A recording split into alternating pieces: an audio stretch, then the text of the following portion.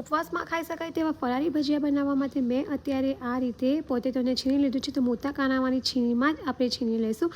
ત્યાર પછી હવે આપણે તેમાં સૂકા કોપરાનું છીણ એડ કરીશું. ત્યાર પછી હવે આપણે તેમાં ગ્રીન મરચાંની પેસ્ટ એડ કરીશું. તમે ગ્રીન મરચાં ઝીણા સમારીને પણ એડ કરી શકો છો. ત્યાર પછી હવે આપણે તેમાં શેકેલા શેંગદાણાનો અધકચરો મેં પાવડર બનાવ્યો છે તે એડ કરીશું. ત્યાર પછી હવે આપણે તેમાં સફેદ તલ એડ કરીશું. ત્યાર પછી આપણે તેમાં જીરું એડ કરીશું.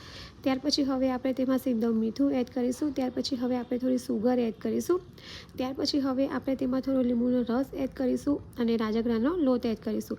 ત્યાર પછી ઉપરથી થોડું પાણી એડ કરીશું અને આપણું જે ભજીયા માટેનું બેટર આવે છે એવું જ આપણે બેટર બનાવી લઈશું. તો હવે આપણે ઓઇલમાં જે ભજીયાનું બેટર છે એને ફ્રાય કરી લઈશું. તો આપણા જે ભજીયા છે તે એકદમ ગોલ્ડન બ્રાઉન રંગના ફ્રાય થઈને રેડી થઈ ગયા છે અને એકદમ ક્રિસ્પી એવા ભજીયા બન્યા છે. તો ઉપવાસમાં ખાઈ શકાય તેવા ફરારી ક્રિસ્પી ભજીયા રેડી છે. તમે તેને ગ્રીન ચટણી સાથે પણ ખાઈ શકો છો અને ચા સાથે પણ ખાઈ શકો છો.